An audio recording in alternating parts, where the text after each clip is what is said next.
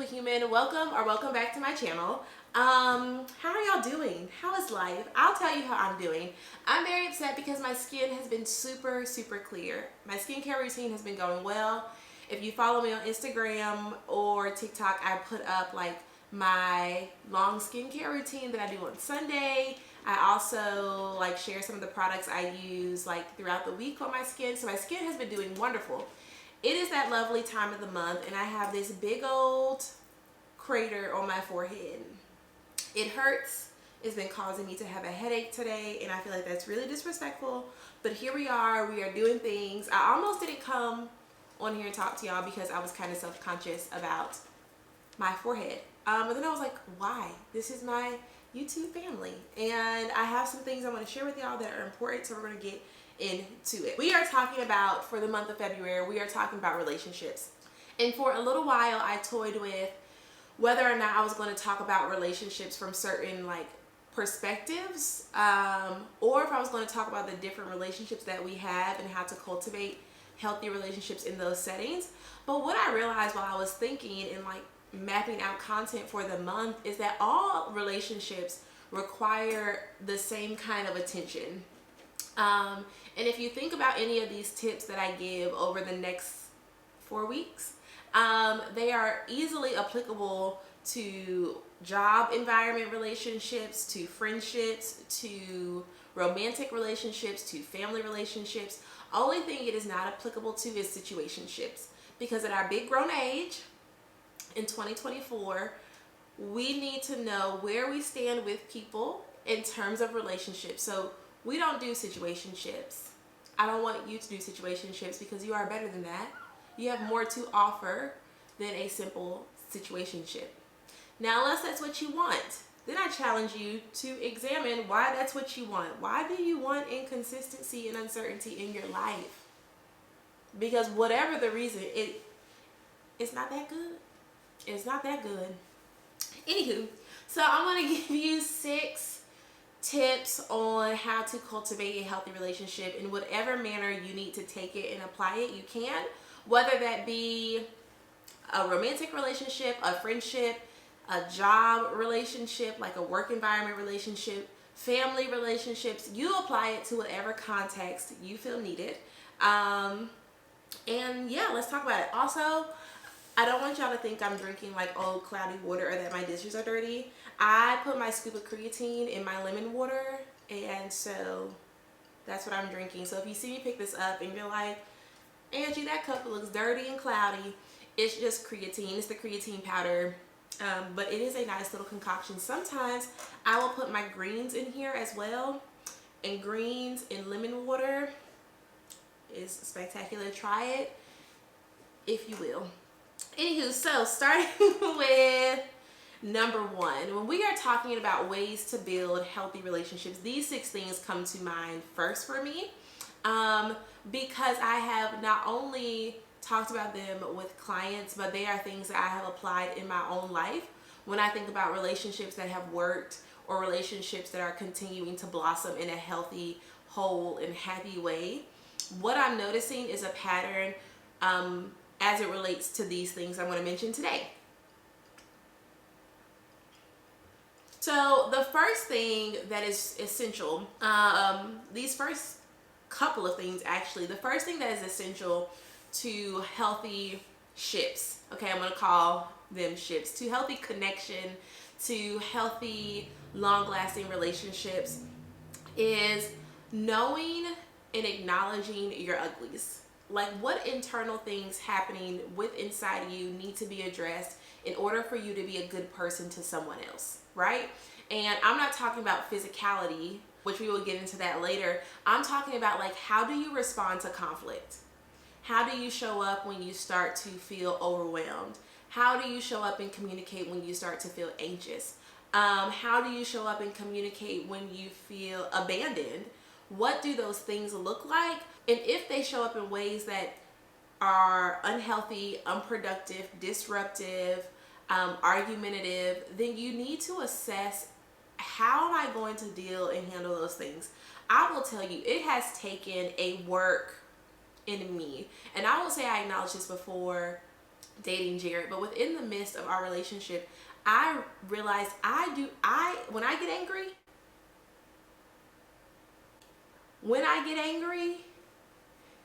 I get angry. I get explosively mad. In the past, we have been delivered from these ways. I want to knock things over. I want to scream. I want to yell. I want to find names to call you. I want to do the whole nine. There was nothing off limits. As I began to mature and as he began to shed light on some things about my behavior and how it was impacting him, how it impacted the way he showed up in our relationship, it really pushed me to alter that way of being and saying that's an ugly part of you. And it just is what it is. It is an ugly part of you. There are some other uglies that I have had in my life and in my relationship, especially when you're with someone for 10 years. Literally, that might be a cool YouTube episode. Would y'all like to see? Now, be honest. If y'all don't want to see it, that's okay. We will record it for our own special memories. We will record it for our own like vault of thoughts. But would y'all like to see me and Jared talk about the way in which our relationship has developed from 2014 all the way to 2024? Like, that's 10 years worth of relationships through being literally a young adult to like being in adulthood, maturing, going through college phases and days. Like, we have been together through all that. One of my favorite things sometimes to say is that like we have literally grown up together, and in that can be some pros and some cons. And I think that might be a cool episode to like a cool video. I want to say episode, like what am I saying? I'm thinking about podcast. I think that'd be a cool way to shed light on what it looks like to be with someone for nearly 10 years. And share that with you guys. So if y'all would like to see that as like a little bloop in this month's videos, drop a comment below. I think that'd be fun. But you need to know what your uglies are. You need to know what your uglies are. You need to assess why those uglies rear their head in certain relationships, and you need to deal with them. So I know that was only one thing, but it has little subheadings A, B, and C. Okay, you need to know, acknowledge, and deal. Because it is one thing to be like, oh, these are my uglies, and I know that I act this way when I get mad, so don't make me mad. That's not healthy. What you need to say is, these are my uglies. I'm trying to work through them. When I find myself getting worked up, this is the way I cope. If you could respect that, that would be great, because I really don't want to bring my uglies into this relationship. That's healthy. That's realistic. Nobody is going to go into a relationship with all their uglies cleaned up. No one. You might even discover that you have some uglies that you didn't even know you had when being with a certain person. But the goal is to know, acknowledge, heal. Know, acknowledge, deal. However you want to put it. We want to acknowledge them within ourselves. We want to acknowledge them within the person we are talking to in terms of the relationship. And then we want to deal with them. We want to heal from them. We want to move on to the next phase of our life. So number one is acknowledging your uglies. Number two, this one does have to do with physical appearance, is acknowledging and tackling your insecurities. We sometimes breed, what's the word I'm looking for? Insecurity. Sometimes we breed insecurity within our relationships because we are insecure about a certain aspect of ourselves. A great example, I don't have any friends like this, thank the Lord. But a great example is when you are hanging out with a group of girls and a group of women, and somebody is wearing an outfit that looks bomb on her. I mean, body tee, hair laid, shape on 10,000, and she looks incredible, right? And another woman who might not be shaped in the same way, might be too thin, might be too big in societal standards, sees that girl out and goes, oh, I could never wear that. That looks so little, I could never wear that. That's like that underhanded way of providing a compliment. And you see friend groups of women, sadly, do it all the time. But really what that woman is saying, and what she is not acknowledging out loud verbally, is that I have an insecurity about my body for whatever reason, and I have not addressed it. And so the important part there when we talk about tackling insecurity is knowing what those insecurities are. Oh man. I'm going to change my phone screen. Okay. Hey, YouTube. An important part of tackling those insecurities is knowing what those insecurities are, sharing them with your friend group. My friend group knows that I have been back and forth about doing something with my teeth. I am back and forth between veneers or just going to get Invisalign to straighten them out. I will go into the story behind my teeth another day when I decide what direction I am going. But my friends are always like, Angie, you do not have bad teeth. And sometimes that validation for them does the trick for me. Like, it is like, thank you for acknowledging my insecurity. Thank you for pushing me to do something about it, but also reminding me that sometimes our insecurities are in our head, and loving me as I process what that insecurity feels like. I feel like all my friends have gorgeous teeth. And I have a baby tooth that's still in there, so it makes my smile not look full. And then I have another tooth that is like a peg tooth that they put a crown on that I feel like doesn't fit my mouth, and I want to reshape. I have all these things, right, surrounding my smile in terms of things I want to fix. But when you share those things with your friends, with your spouse, it allows them, when you are feeling hypersensitive or you're sharing those insecurities with them, whether it be in a direct or indirect way, it allows them the opportunity to wrap their arms around you, to provide you with some validation, to help you determine ways to move past that insecurity by either doing something about it or not, and accepting who you are. But the ugliness that insecurity will breed in terms of appearance within a relationship of any sort is a game changer. We don't recognize how that insecurity turns into jealousy, how it turns into underhanded compliments or comments, how that insecurity turns into spitefulness. And then we have all these relationships, especially as women, with women who we wonder why we can't keep them. We are jealous and upset about her vibrantness, about the way in which she's outgoing, or whatever the case may be, that you are looking at somebody and for some reason you're drawn to them, but you also dislike them. I'm talking to somebody on the other side of this camera. You're drawn to them, but you also dislike them. You know what that is? That's insecurity. And it's making you difficult and hard to be around. It's making it hard for you to create connection. It's making it hard for you to have fulfilling relationships because you are just living and breathing in insecurity, and you refuse, the pride in you refuses to open your mouth and say, hey, I'm insecure about this. I really do want to work on it.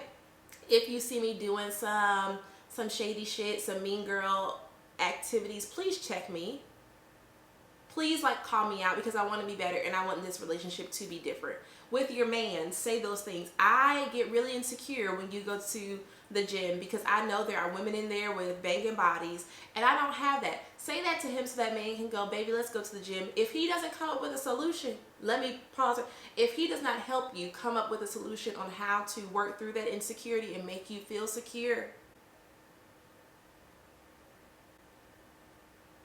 that's all. That's all I'm gonna say, because that can be a whole nother video and I can end up down a rabbit hole. But number 2 is start tackling and sharing your insecurities. As I said in the previous video, shame loves secrecy. When we don't open our mouth to share, when we don't open our mouth to talk about the things that are not the most beautiful parts of us, that is what keeps us in bondage.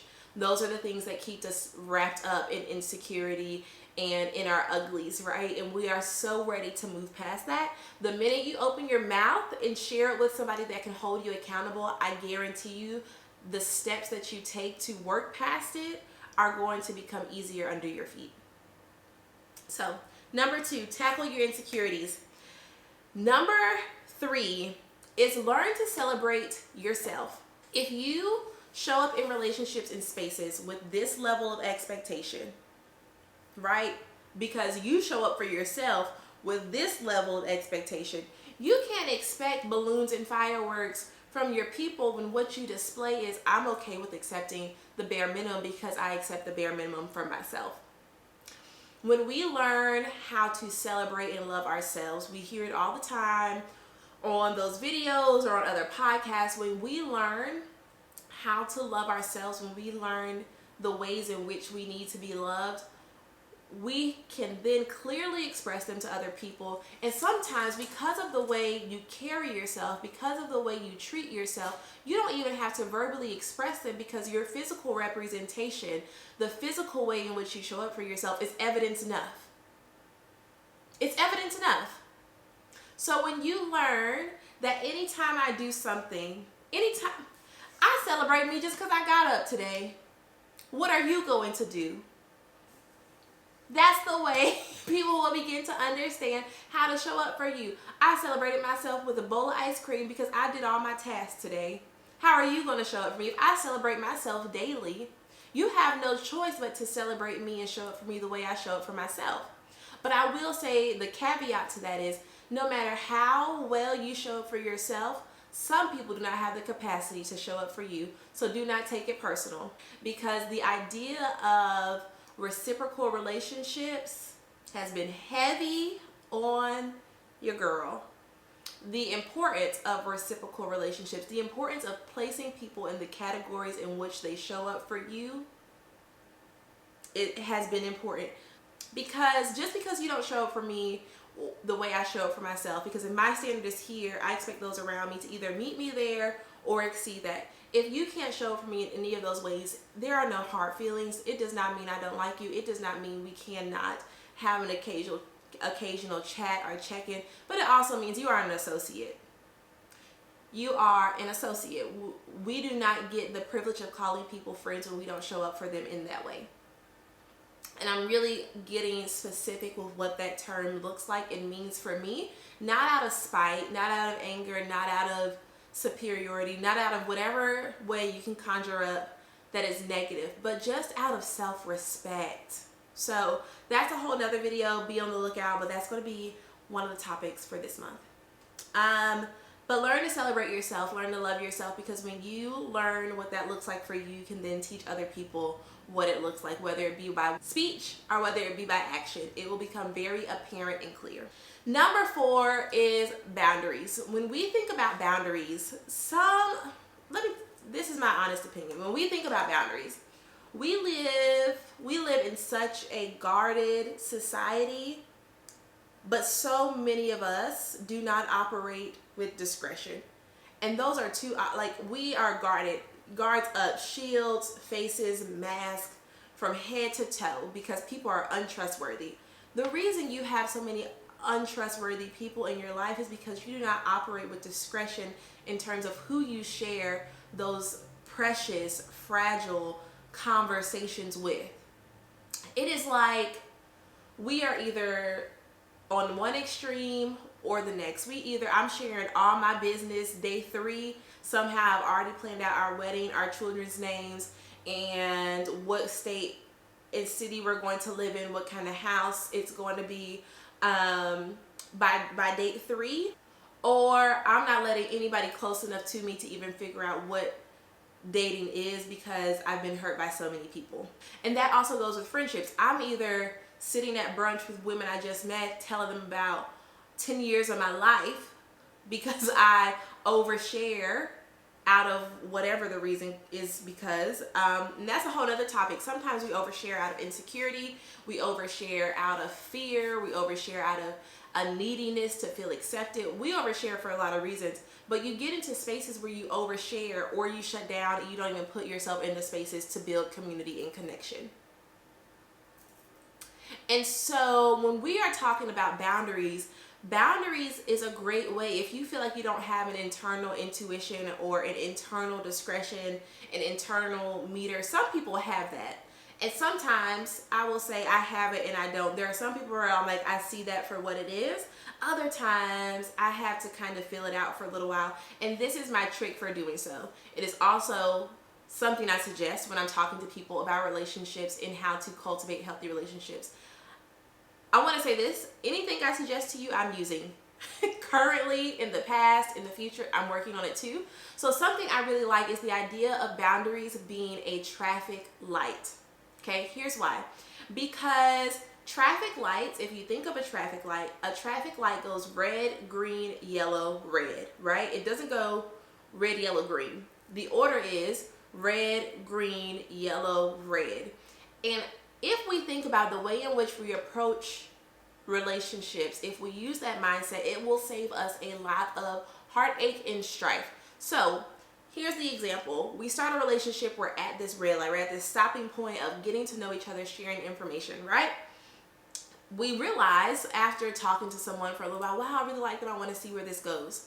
So we start into that green light motion. Okay, I want you to imagine you're in a city, so you probably only have half a mile between lights. Okay, so you're sitting there, you make a connection, you're like, wow, I really like that person, I want to foster this relationship, I'm going to invite them out to coffee. So we go from red to green, we're progressing, right? Then we get into something that may be a little more in depth. So we're approaching yellow, we're slowing down, we're assessing the situation, we're looking at the traffic, the signs that we may be getting from left to right, forwards to backwards, what is happening, how comfortable do I feel, how safe do I feel to continue past this yellow light, or do I need to stop right here because the light is about to turn red? Okay? Then we hit green again. Well, we hit red and then we stop. We stop and we assess. Or maybe you have gone through the yellow light and you pushed on forward.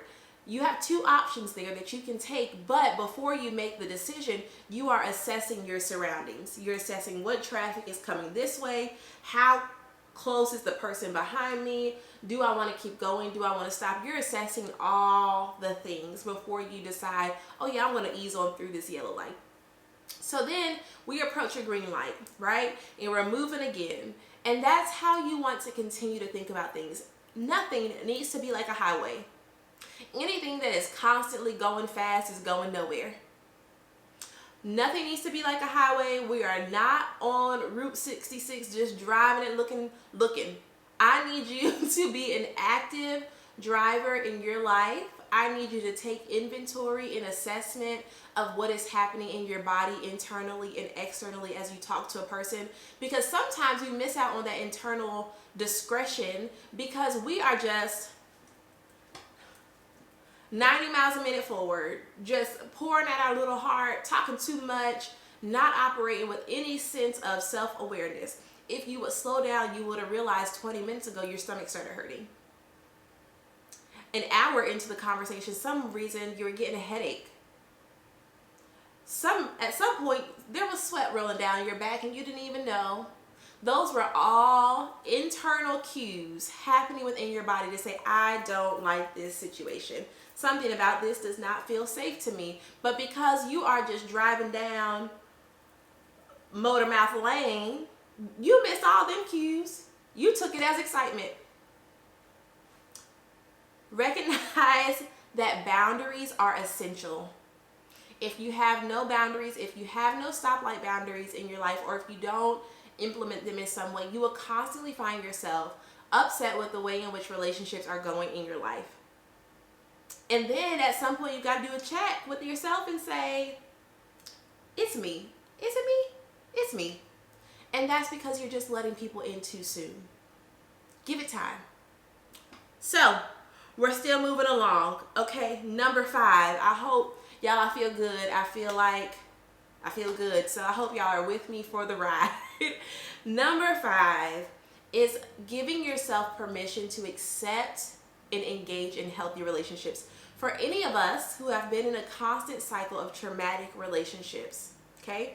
And I don't use the word traumatic lightly, but trauma is anything that causes harm to our bodies mentally, physically, emotionally, right?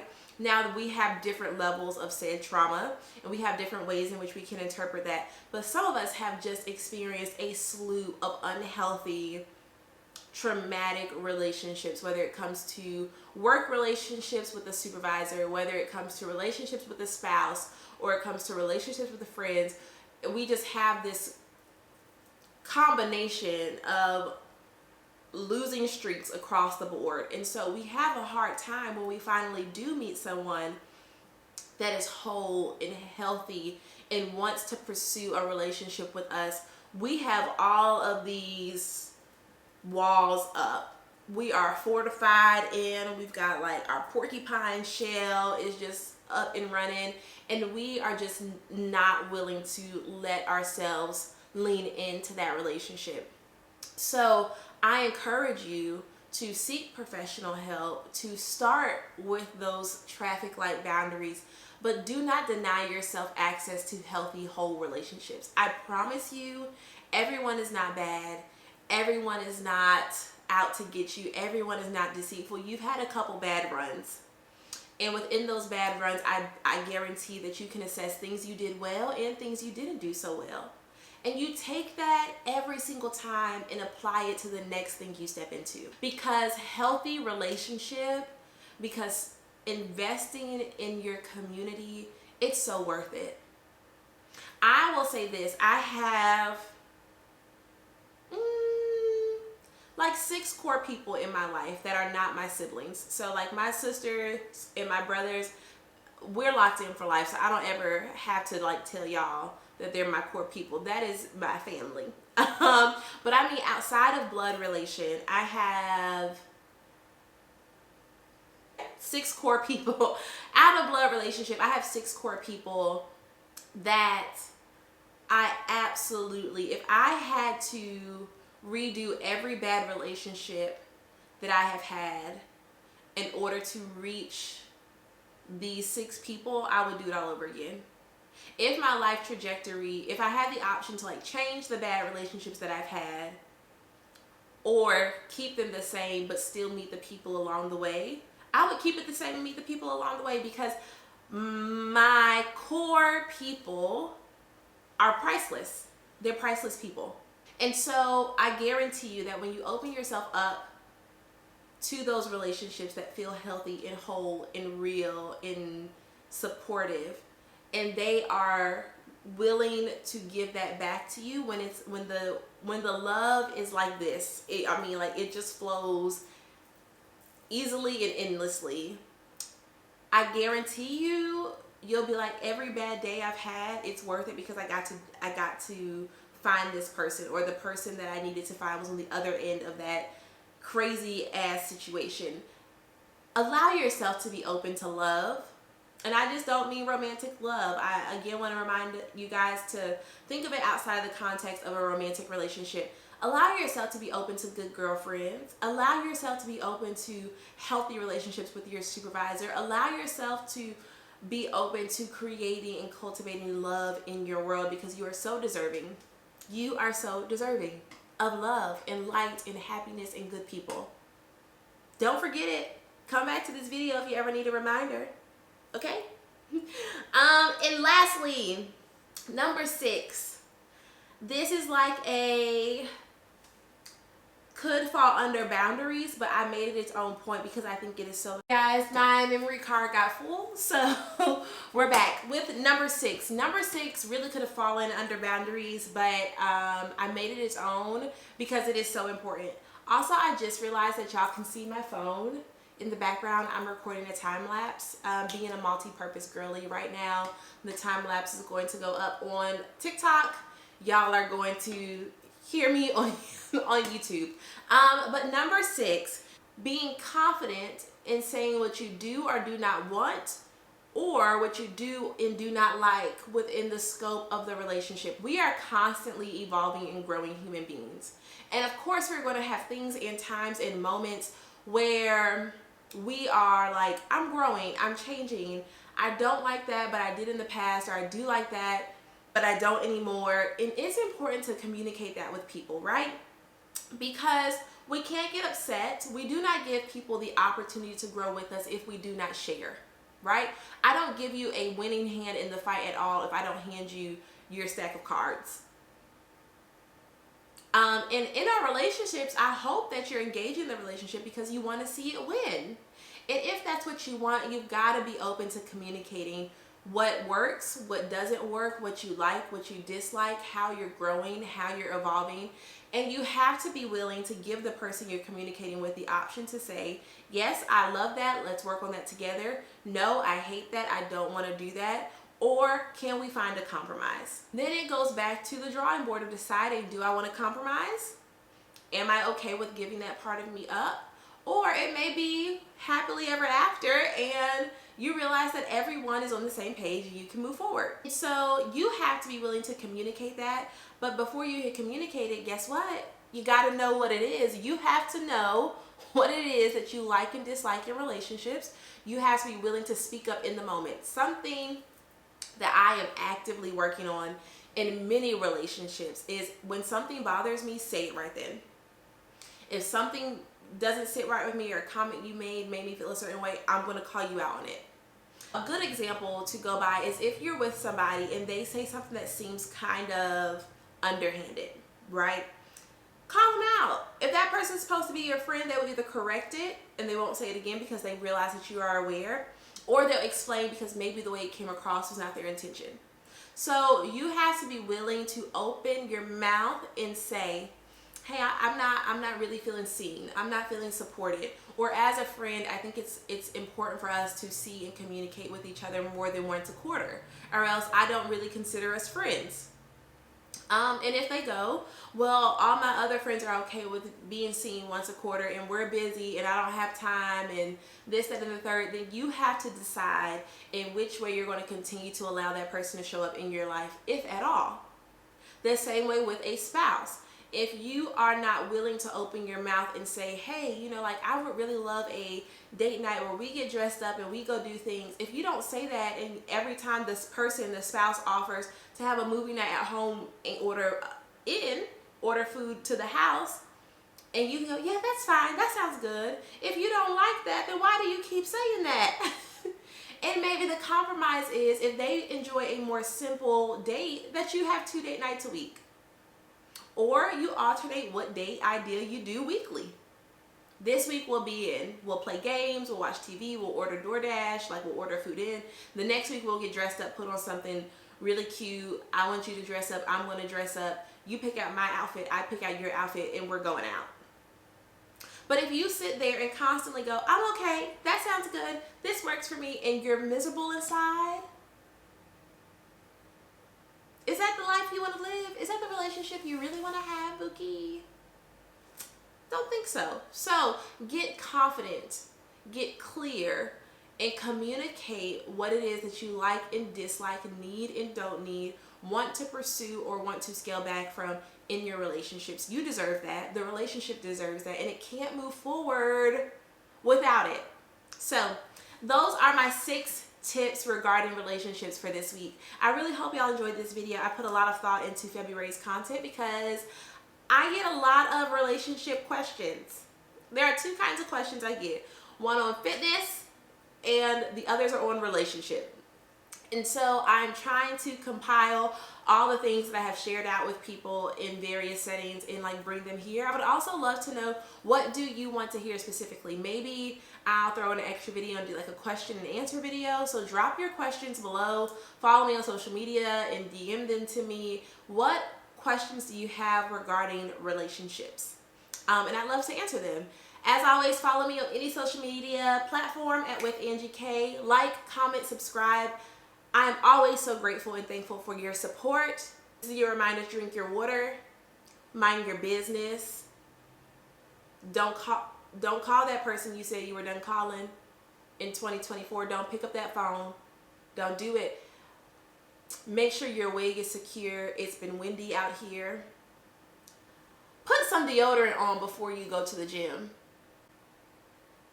If you've had a long day and you worked a 9 to 5 and you're coming to the gym from 6 to 7, it's time to re-deodorize, because that deodorant you put on at 7 in the morning has now worn off.